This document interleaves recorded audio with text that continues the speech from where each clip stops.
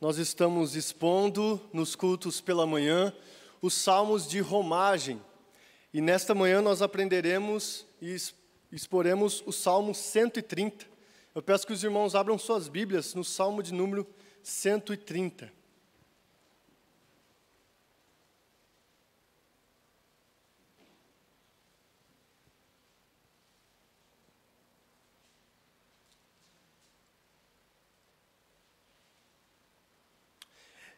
Eu vou fazer a leitura deste salmo e peço que os irmãos acompanhem com bastante atenção.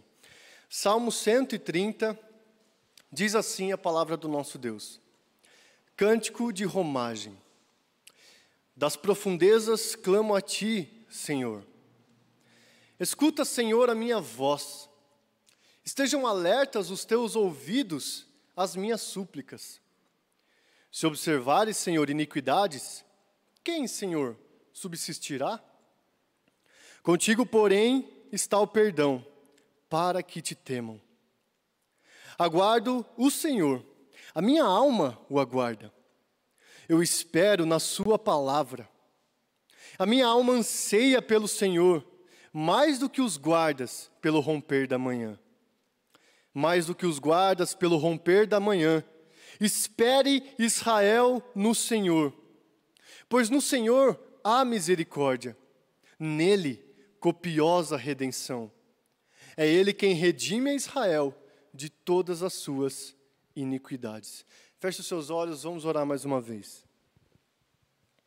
Deus, a tua palavra foi lida e te pedimos misericórdia e graça, tanto na exposição quanto no aprendizado e na aplicação da sua palavra em nossa vida.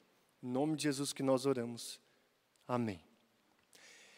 Irmãos, este salmo, dentre os salmos de romagem que nós temos visto, é um dos mais claros e um dos que mais refletem o ensino bíblico acerca da redenção e acerca das promessas de Deus em Cristo Jesus. Nós, ao lermos este salmo, conseguimos de forma quase que automática ligarmos ele à história da redenção em Cristo Jesus. Quando lemos redenção, quando lemos misericórdia, quando lemos perdão, a nossa mente, como de pessoas que vivem após a vinda de Cristo, já é ligada e pensa nestas coisas. Inclusive, pessoas como Calvino, Agostinho e Lutero tinham este salmo em grande estima, pois falava a respeito do perdão e da redenção.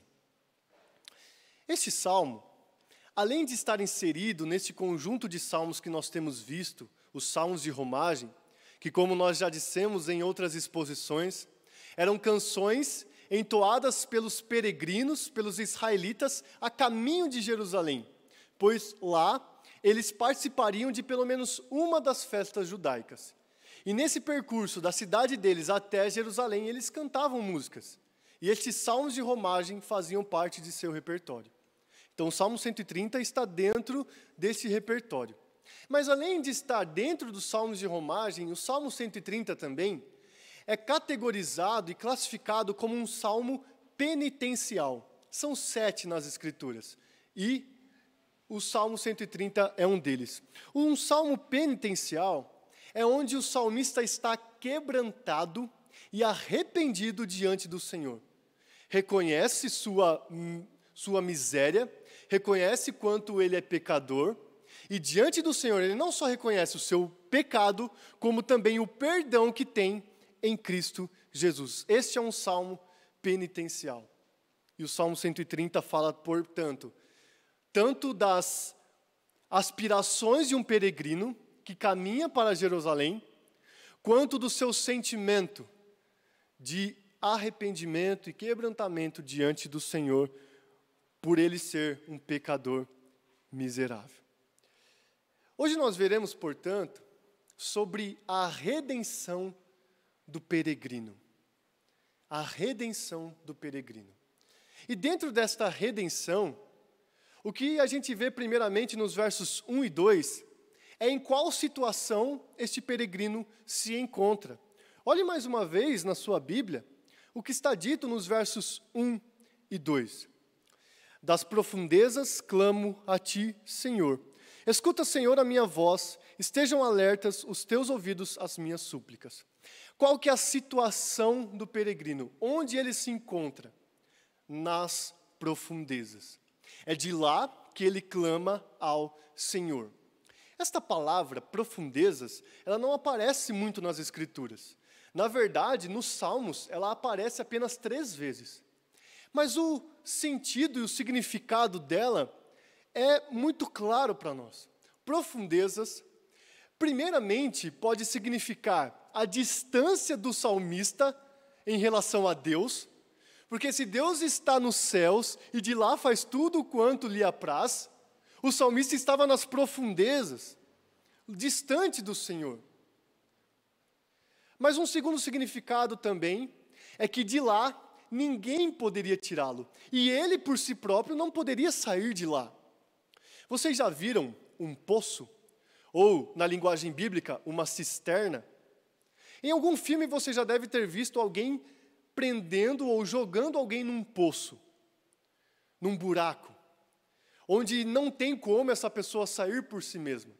Pois, além de ser muito fundo, este buraco, é um buraco onde as paredes não têm aderência, você não consegue escalar esta parede e sair de lá. Portanto, o segundo significado de das profundezas é um lugar onde o salmista se encontrava, onde ninguém, tampouco ele mesmo, poderia sair de lá. E é de lá que ele clama ao Senhor. A atitude do salmista é esta: clamar ao Senhor. E no primeiro verso nós vemos que de lá clamo ao Senhor, a Yahvé, ao Deus da aliança, ao Deus que fez promessas ao povo, ao Deus que conduz Israel, ao Deus que ensina Israel, ao Deus que nos alcançou, que nos chamou, nos escolheu. A este Deus eu clamo.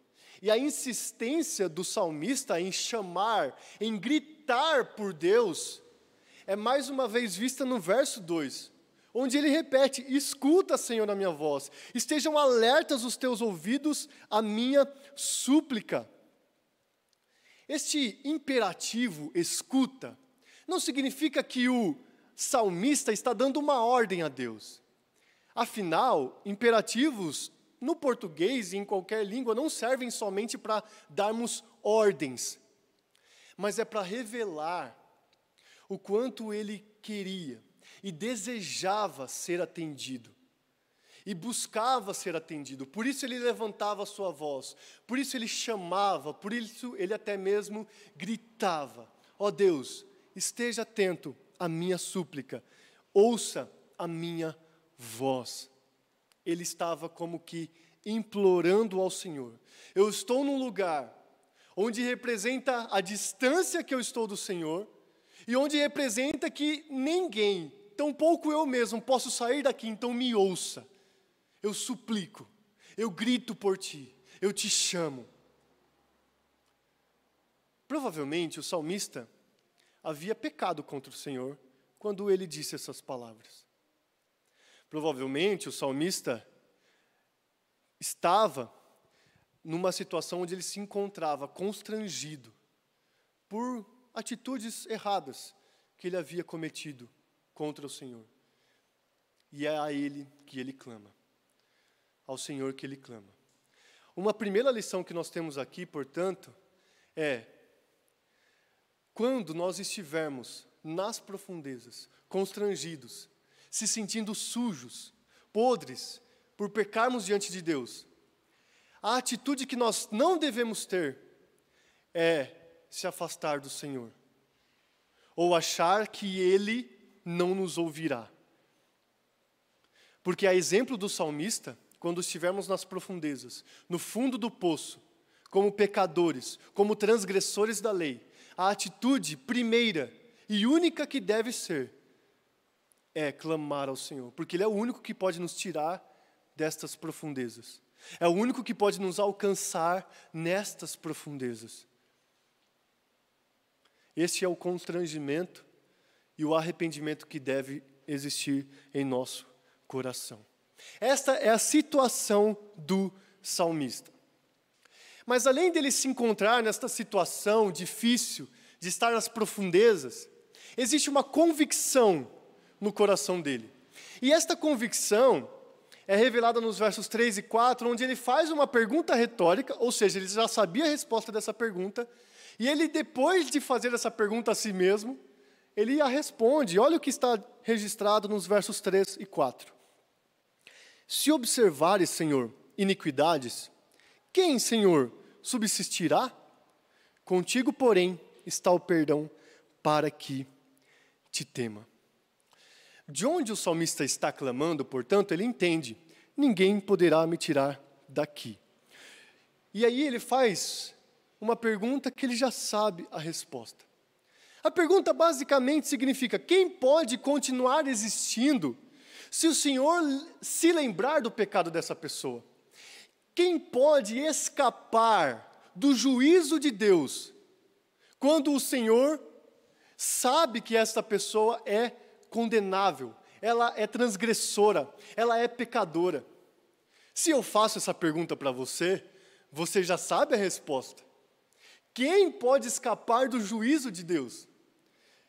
Inclusive, isto é dito em outro salmo penitencial, o salmo de número 143, onde o autor diz: à tua vista não há justo nenhum vivente. Não há justo nenhum que esteja vivendo e que pode diante do Senhor, ó Deus, se ver livre, escapar, subsistir, continuar existindo, ou ser livre da punição.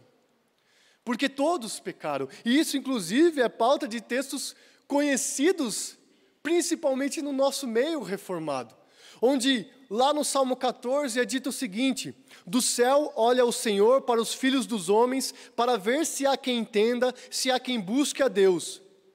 Todos se extraviaram e juntamente se corromperam, não há quem faça o bem, não há nenhum sequer. Isto é repetido no Salmo 53, e isto é repetido onde? Romanos 3. O apóstolo Paulo cita este salmo dizendo: não há justo nenhum sequer. Esta pergunta do salmista, portanto, tem uma resposta que vem imediatamente à nossa mente: ninguém pode subsistir, ninguém pode escapar, ninguém pode continuar existindo se o Senhor observar, se o Senhor guardar, se o Senhor registrar, se o Senhor cobrar os pecados que nós cometemos. Ninguém pode subsistir. Então, o salmista ele não está em dúvida se o Senhor observa ou não. Ele sabe que Deus olha todas as coisas, perscruta os corações, sonda os pensamentos, vê o passo de cada um. Então, ele sabe. Já que o Senhor registra, guarda, vê o nosso procedimento errado e pecaminoso, quem subsistirá? Ninguém. Inclusive ele mesmo. O salmista está dentro desse grupo de perversos e de pecadores. Mas esta não é a única convicção do salmista. Uma segunda convicção do salmista que nós vemos no verso 4 é: quem pode livrá-lo das profundezas? Quem pode perdoá-lo? Quem pode fazê-lo subsistir? E o versículo 4 diz o seguinte: contigo, porém, está o perdão para que te temam. Nesta oração do salmista, eu convido que você, sempre que ler um salmo, faça com que suas orações se pareçam com os salmos também. No sentido de, quando você se encontrar em oração diante do Senhor, revele ao Senhor, não que Ele não saiba, mas assim como os salmistas faziam, diga: ó Senhor, quem pode subsistir diante do Senhor? Mas eu sei que se eu tenho perdão, isso vem das suas mãos. O perdão está com o Senhor. Se por um lado a iniquidade, que é dita no verso 3, é uma ofensa direta contra Deus, o perdão que está descrito no verso 4 é justamente o perdão desta ofensa, desta afronta, desta atitude contra o Senhor, atitude de transgressão. E o próprio Deus faz isso. Assim como o salmista registra aqui, é contigo, é nas tuas mãos que está o perdão, para que te temam. E o profeta Isaías registrou, eu mesmo, as palavras do próprio Deus, sou o que apago as tuas transgressões por amor de mim, e dos teus pecados não me lembro. Quem poderia tirar o salmista daquela situação? Não era nem pessoas, nem ele mesmo, mas o único que poderia livrá-lo das profundezas, trazê-lo para a superfície, alcançá-lo, era o próprio Deus, porque é só Deus que tem o perdão e que tem o perdão para que nós o temamos. E aqui tem mais uma lição. Além de nós precisarmos e devermos clamar ao Senhor quando estivermos nos sentindo sujos, uma vez que pecamos contra o Senhor, não se afaste, vá até o Senhor, porque nele há perdão. Mas o perdão não faz com que nós sigamos uma vida de pecado, uma vida dissoluta, uma vida onde pessoas acusam aqueles que pregam salvação pela graça de que, uma vez salvos, eu posso fazer o que eu quiser. Isso não é ensino das Escrituras, porque o que a palavra diz é que o perdão está com o Senhor para o temermos. Uma vez perdoados, nós o reverenciaremos, nós o respeitaremos, nós o serviremos, nós viveremos para Ele, porque o perdão está com Ele para que nós o temamos, para que nós o sirvamos, para que nós o obedeçamos. Esta é a convicção do salmista. Ele estava numa situação difícil, mas a sua convicção é de que o perdão está com o Senhor para que ele seja temido. E logo em seguida, nesta oração, nós vemos que o salmista expressa a sua esperança. E isso nós encontramos nos versos 5 e 6. Olha o que é dito nos versos 5 e 6. Aguardo o Senhor, a minha alma o aguarda. Eu espero na sua palavra. A minha alma anseia pelo Senhor, mais do que os guardas pelo romper da manhã. Mais do que os guardas pelo romper da manhã. Uma vez convicto de que só o Senhor poderia realizar tal perdão, oferecer tal perdão e tirá-lo das profundezas, tirá-lo daquela situação, ele já expressa sua esperança. Ele sabe em quem exatamente ele pode esperar e confiar. A oração do salmista, depois de quebrantado e arrependido, e depois de convicto do perdão, não é uma oração que ele esquece de tudo aquilo que ele pediu, viu do Senhor e agora viverá a sua vida como se aquela oração não existisse. Não. Ele continua ativamente em contato com o Senhor, o esperando, o ansiando, o buscando. Essa deve ser a nossa atitude hoje. Quando nós entendemos o perdão de Deus, entendemos a libertação do Senhor, entendemos a redenção em Cristo Jesus, nós não simplesmente recebemos esse perdão e paramos de pensar acerca destas coisas. Mas assim como o salmista, a nossa mente deve estar fixa no Senhor, esperando-o, ansiando-o e o aguardando. É isso que ele revela aqui nos versos 5 e 6. Esta espera do salmista, quando nós pegamos e estudando a língua na qual foi escrito o salmo, nós vemos o quão intensa é esta espera. Esperar não é ausência de ação. Esperar não é ausência de atitude. Esperar, como o salmista coloca aqui, é você ativamente confiar no Senhor. Afinal, meus irmãos, não é difícil a gente deixar de agir pelos nossos impulsos e esperar? Não é difícil entender que Deus tem o seu tempo? Quão difícil é também, por vezes, nos conformarmos a situações difíceis e esperar? Quão difícil é aguardar no Senhor? É por isso que esta espera é ativa. É por isso que essa espera tem que ser intensa. Nós precisamos mover a nossa vida em prol de esperarmos, em prol de aguardarmos e de confiarmos no Senhor. Mas nós não conseguiremos isso se dermos vazão, lado, à nossa natureza pecaminosa, se a alimentarmos mais do que alimentamos o Espírito, se optarmos por agirmos impulsivamente, se optarmos por continuar em hábitos pecaminosos, em práticas que ofendem a Deus. Mas nós podemos e devemos aguardar o Senhor. A ilustração que o salmista traz aqui nesse salmo é a de alguém que passa a noite vigiando. Pense hoje num segurança, num porteiro, num vigia, que trabalha durante a noite. E o trabalho durante a noite oferece alguns perigos. Primeiro, é tudo mais escuro. Você não tem, a sua vista não alcança tão facilmente as coisas como na luz do dia. Há mais perigos. Outra coisa, portanto, desses perigos oferecem dificuldades a esses vigias, seguranças e porteiros que precisam estar atentos a qualquer movimento, a qualquer coisa que possa acontecer. E desta noite de vigilância, o que ele mais espera? É ver o sol raiar, é ver o dia nascer, porque aí ele pode descansar. Aí ele pode ficar em paz, depois de uma noite de tensão e atenção que ele precisava ter.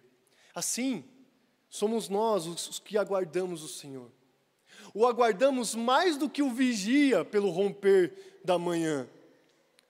Nós aguardamos o Senhor de forma que estejamos vigilantes, atentos, o servindo, mas o esperando, ativa e intensamente. Nossa vida será desta forma.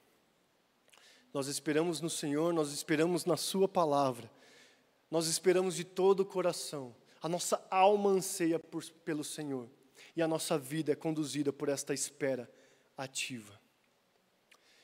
O salmista se encontrava numa situação difícil, nas profundezas.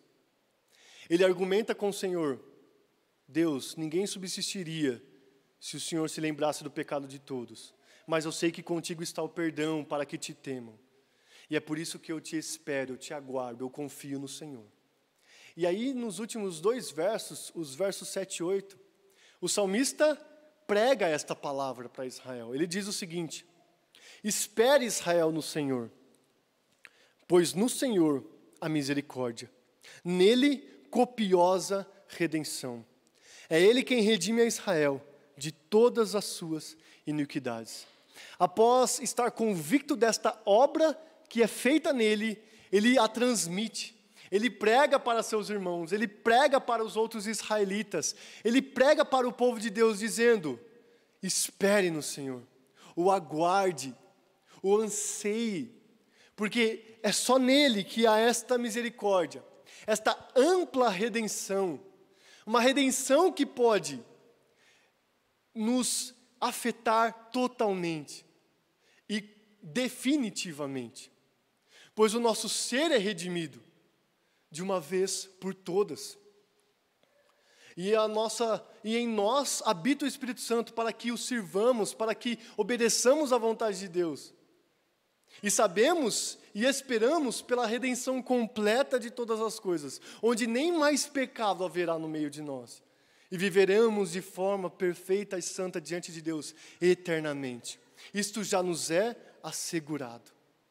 É Ele quem redime a Israel de todas as suas iniquidades.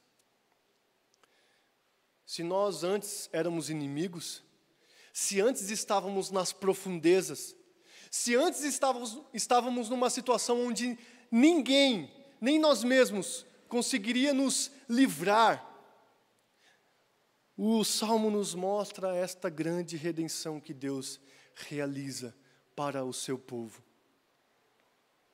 E nós sabemos através de quem Deus realizou esta copiosa redenção, ampla redenção, total e definitiva redenção.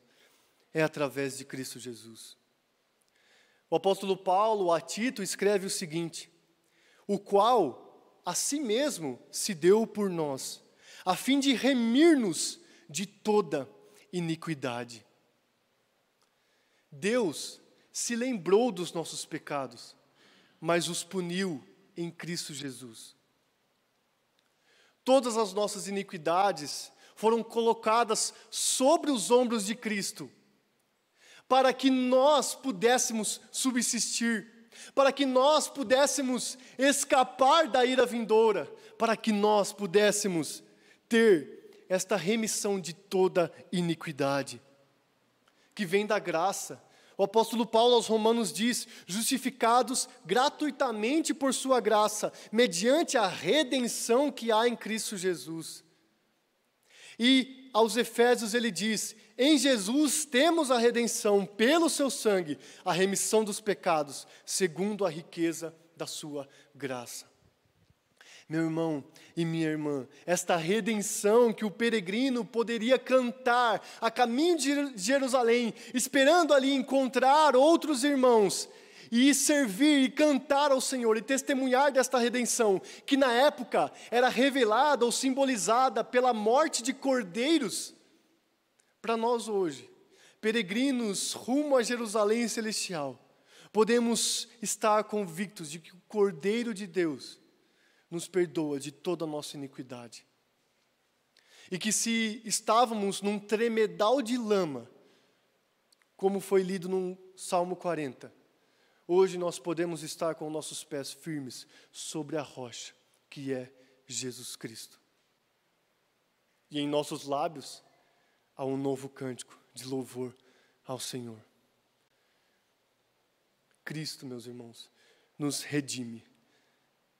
A redenção de nós, como peregrinos, está em Cristo, de toda a nossa iniquidade. Eu quero encerrar com algumas aplicações, fazendo algumas perguntas para você. Primeiro, a quem você clama? Eu quero te encorajar e te exortar a, quando você se achar o mais sujo e miserável possível, onde você não quer conversar com ninguém, não se afaste do Senhor, mas diante dEle se prostre e confesse seus pecados, e clame a Ele, grite por Ele, chame por Ele, porque a semelhança do salmista, nós podemos ser ouvidos por Deus através de Cristo Jesus. O apóstolo Paulo diz aos Coríntios que a tristeza segundo o mundo nos afasta de Deus, mas a tristeza segundo Deus gera arrependimento. Que quando você, meu irmão e minha irmã, se encontrar diante de Deus, olha, eu peco, eu faço coisas erradas, que a sua atitude, em nome de Jesus, não seja se afastar daquele que é o único que pode te livrar, daquele que é o único que pode te redimir, remir de toda a sua iniquidade. Jesus Cristo, vá até Ele, vá até o Senhor em nome de Jesus, clame a Ele, não se afaste dEle. Outra pergunta: a quem você teme? Uma vez perdoados, a nossa vida deve reverenciar, respeitar e honrar a Deus. Se você é salvo por Cristo Jesus, perdoado e lavado no sangue de Cristo, você pode temê-lo. Ainda que haja espaço para ter medo da grandeza de Deus, o que realmente existe em nós é um temor, porque sabemos que devemos obedecer a sua palavra e a sua vontade, uma vez que Ele nos redimiu, e uma vez que Ele nos perdoou. A quem você teme? Você teme homens? Você tem medo de homens? Você teme circunstâncias? Você teme o quê? O nosso temor, a nossa honra, a nossa reverência deve ser para Deus. E assim vivermos. E assim obedecermos e existirmos para Deus. Última pergunta: a quem você espera? Qual que é a sua esperança última? É algo que será realizado nesse mundo, palpável, matéria? Ou é a volta de Cristo Jesus? Se a sua esperança última for a volta do nosso Redentor, aquele que garante-nos a redenção, que nos perdoa de toda a nossa iniquidade e que voltará para estabelecer de uma vez por todas seu reino, você está esperando a coisa certa. Porque esta esperança nos moverá, nos fará persistir, perseveraremos por esta esperança. Mas quando nós esperamos coisas, atitudes humanas, nós nos frustramos. E por isso muitos saem da igreja, por isso muitos tiram sua própria vida, por isso muitos tiram a vida de outros, por isso muitos se perdem. Mas quando nós colocamos a nossa esperança no Senhor, mais do que qualquer vigia trabalhando 12 horas durante a noite, nós viveremos, perseveraremos, persistiremos, porque sabemos que o nosso Redentor vive e voltará para buscar nós que somos a tua noiva, a igreja dele. Que essa seja a sua esperança, que você espere nisso, que você tema ao Senhor e que você clame a Ele quando você precisar de socorro.